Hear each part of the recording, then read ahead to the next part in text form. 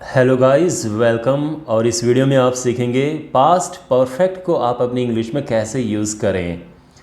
Proper way में आप इस वीडियो में सीखेंगे डिफरेंट डिफरेंट टाइप्स के सेंटेंसेस कैसे बनते हैं। So let's start.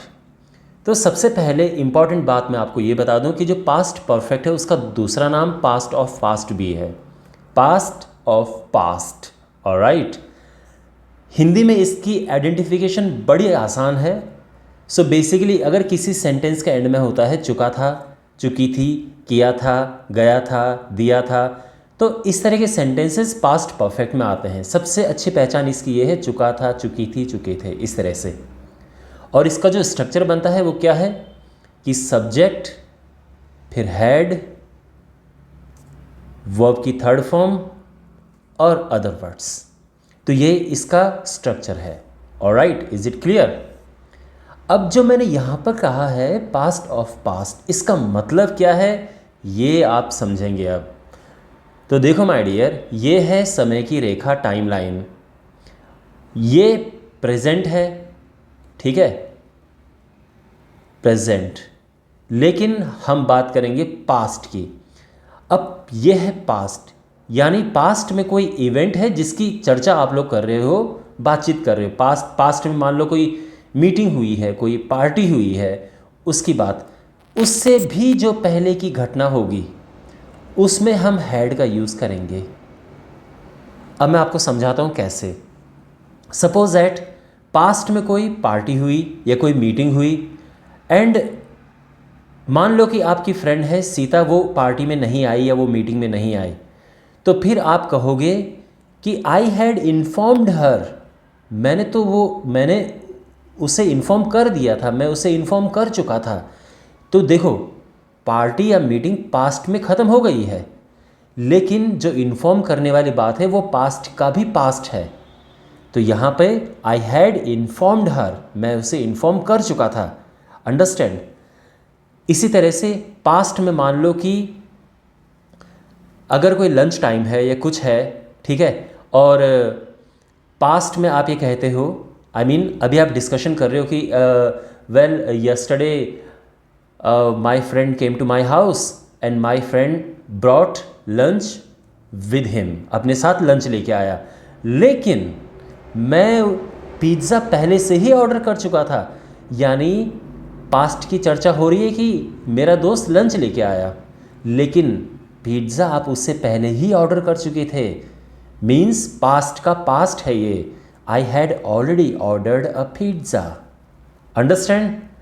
और तीसरा भी इसी तरह से है, I had invited her to the party, मैं उसे पार्टी में इन्वाइट कर चुका था। अब वो नहीं आए तो मैं क्या करूँ, बट मैं उसे पार्टी में इन्वाइट कर चुका था। ठीक है, तो मान लो कि पास्ट में कोई पार्टी है और वो पार्टी हो चुकी है, लेकिन उसमें वो पर्सन नहीं आया है, तो आप कह सकते हो कि I had invited her to the party but अब now she didn't come to the party, what can I do. Okay, well अब हम बढ़ते हैं टाइप 2 की ओर। टाइप 2 में आप नोटिस करेंगे एक सेंटेंस ये है और इसी का ही दूसरा टाइप ये है, फिर दूसरा सेंटेंस ये है और इसी का ही दूसरा टाइप ये है। अब दूसरा टाइप क्या है, इसको अच्छे से आप समझिए। आप इसको पढ़िए, आप क्या लिखा है, my mom made dinner, I had the dinner. यहाँ पे हैड का मतलब ईटिंग है, ठीक है, खाना। ये प्रेजेंट परफेक्ट वाला हैड, ये पास्ट परफेक्ट वाला हैड नहीं है। My mom made dinner. अब देखो देखो माय डियर, अगर कोई इवेंट आप बता रहे हो क्रोनोलॉजिकल ऑर्डर में, यानी टाइम के ऑर्डर में, यानी पहले ये हुआ फिर ये हुआ, आप इसी ऑर्डर में बता रहे हो, तो सिंपली आपको पास्ट सिंपल यूज़ करना है, कोई हैड नहीं लगेगा। देखो, माई मॉम मेड डिनर, मेरी मॉम ने डिनर बनाया, आई हैड द डिनर, मैंने डिनर किया। लेकिन अगर आप ये घटना पहले बताना चाहते हैं और ये घटना बाद में बताना चाहते हैं, यानी जो एक्चुअल में पहले हुआ है उसको बाद में बताना चाहते हैं, तो इसमें हैड लगेगा। अब देखो कैसे, आई हैड द डिनर, मैंने डिनर किया, दैट, कौन सा डिनर किया, that my mom had made. तो अब आप नोटिस करेंगे जो ये वाला सेंटेंस था, इसको हमने एक्चुअल में ये पहले हुआ है, लेकिन यहाँ पर हमने वो सेंटेंस बाद में बोला है। ओके, तो इसीलिए माई मॉम हैड मेड आया, वेरी इंपॉर्टेंट, अच्छे से इसको समझना।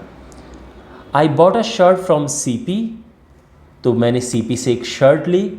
आई wore the shirt in the wedding, और मैंने शर्ट वेडिंग में पहनी। अंडरस्टैंड?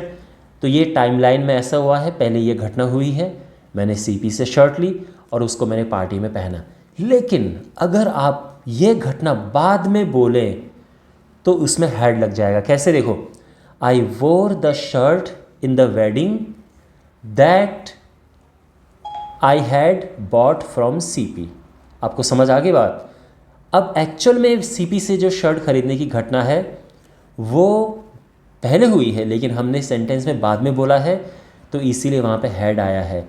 अगेन आई रिपीट, बहुत इंपॉर्टेंट सेंटेंसेस हैं, तो आपको अच्छे से ये प्रैक्टिस करने हैं।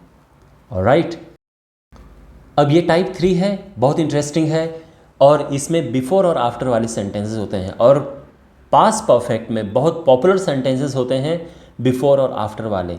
तो बेसिकली इसमें होगा क्या, आपके पास पास्ट की 2 घटनाएं होंगी। There will be 2 events of past, ठीक है। उन पास्ट की 2 घटनाओं को आपस में बिफोर या आफ्टर से जोड़ा गया होगा, और इनमें से दोनों में नहीं, इनमें से किसी एक में हैड लगेगा, एक में पास्ट परफेक्ट यूज़ होगा। अब वो किस में होगा ये देखो। अगर हम इस सेंटेंस की बात करें, the train had left before I arrived the station, यहाँ पर 2 घटनाएं हुई हैं।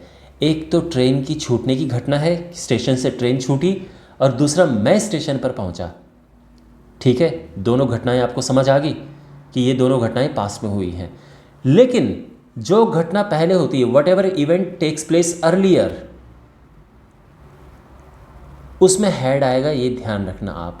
जो भी घटना पहले हुई है उसमें हैड आएगा। अब ये आपको पहचानना है कि पहले कौन सी घटना हुई है। अब यहाँ पर ये देखो, the train had left before I arrived the station. तो देखो, ट्रेन स्टेशन से चली गई, उसके बाद में पहुँचा स्टेशन, तो इसीलिए पहले कौन सी घटना हुई है, ट्रेन के जाने की घटना हुई है, और इसीलिए इसमें क्या आया है, हैड, पास्ट परफेक्ट। अंडरस्टैंड?